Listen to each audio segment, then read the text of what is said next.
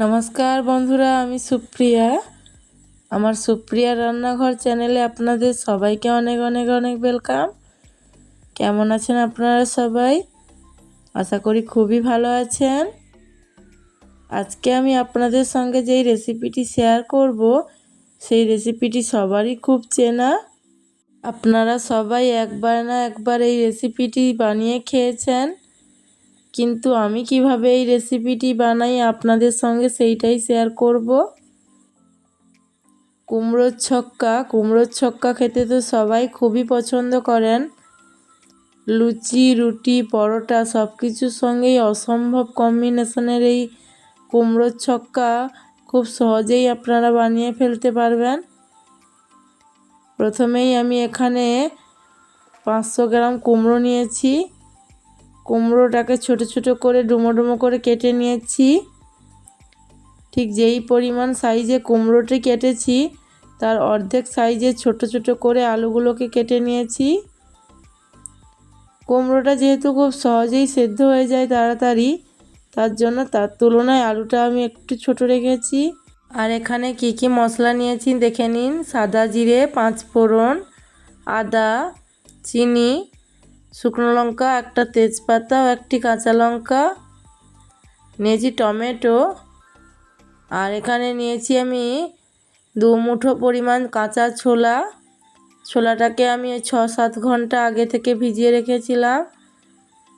এখন কড়াইয়ের মধ্যে কড়াই বসিয়ে দিয়েছি, আর কড়াইটাকে খুব ভালোভাবে গরম করে নিয়েছি। এখন কেটে রাখা আলু ও কুমড়োগুলোকে আমি তেলের মধ্যে দিয়ে ভেজে নেব। ভাজার সময় দিয়ে দেব সামান্য পরিমাণ লবণ, দিয়ে দেব হলুদের গুঁড়ো, দিয়ে আমি আলু ও কুমড়োটাকে খুব ভালোভাবে ভেজে নেব।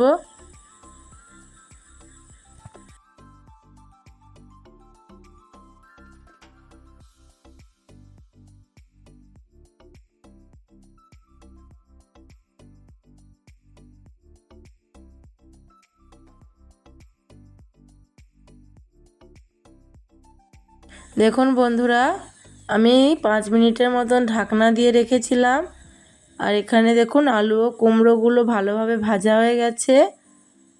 প্রায় 50%-এর মতন এখানে কুমড়ো আলুগুলো সেদ্ধ হয়ে গেছে।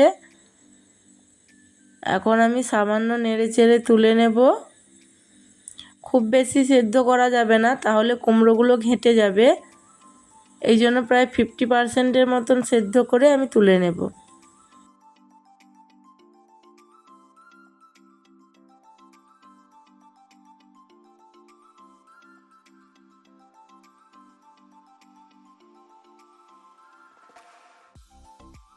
কুমড়োগুলোকে ভেজে তুলে নিয়েছি।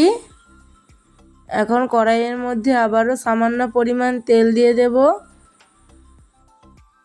দিয়ে দেব একটি শুকনো লঙ্কা ও একটি কাঁচা লঙ্কা, 2টো তেজপাতা, দিয়ে দেব সামান্য সাদা জিরে, হাফ টিস্পুনের মতন, দিয়ে দেব হাফ টিস্পুন 5 ফোড়ন,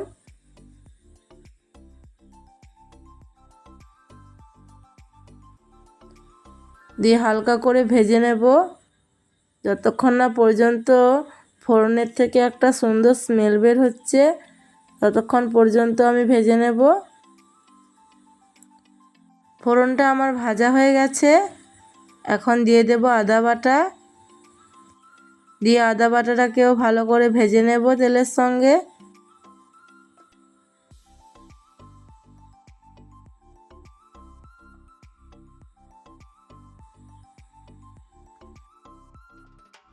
আদাটাও আমার খুব ভালো করে ভাজা হয়ে গেছে। এখন দিয়ে দেব কেটে রাখা টমেটোগুলো। এখানে আমি একটি টমেটো ব্যবহার করছি। এবার মশলার সঙ্গে আমি খুব ভালো করে টমেটোটাকে মিশিয়ে নেব।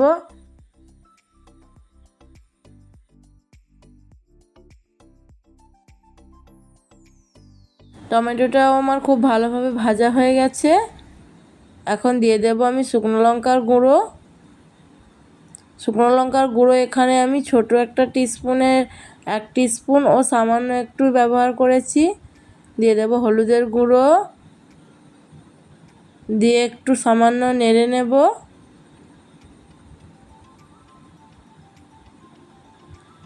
এরপর দিয়ে দেব আমি সামান্য পরিমাণ জল।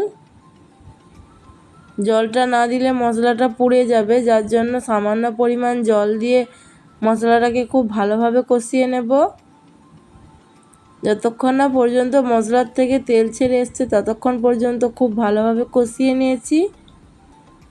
দেখুন এখানে মশলার থেকে খুব সুন্দরভাবে তেল ছেড়ে এসছে আর টমেটোটাও খুব সুন্দরভাবে গলে গেছে। এখন ভেজে রাখা কুমড়ো আলুগুলোকে আমি মশলার মধ্যে দিয়ে দেব, আর দিয়ে দেব এখানে ভিজিয়ে রাখা কাঁচা ছোলাগুলো। দিয়ে সব কিছুকে খুব ভালোভাবে মিশিয়ে বেশ কিছুক্ষণ কষিয়ে নেব।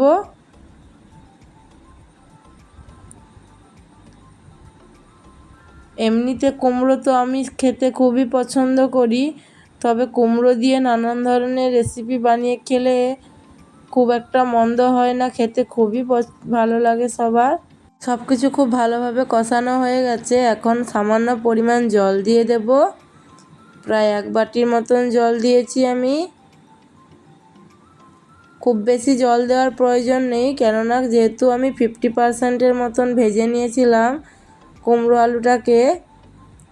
এখন দিয়ে দেব লবণ, দিয়ে দিলাম সামান্য পরিমাণ চিনি, দিয়ে খুব ভালোভাবে কষিয়ে নেব। নিয়ে এখন আমি ঢাকনা দিয়ে আমি 10 মিনিটের মতন রেখে দেব, যাতে কুমড়ো আলুটা খুব ভালোভাবে সেদ্ধ হয়ে যায়। দেখুন এবারে আমার খুব সুন্দরভাবে ঝোলটা টেনে নিয়েছে আর কুমড়ো আলুটাও এখানে সেদ্ধ হয়ে গেছে।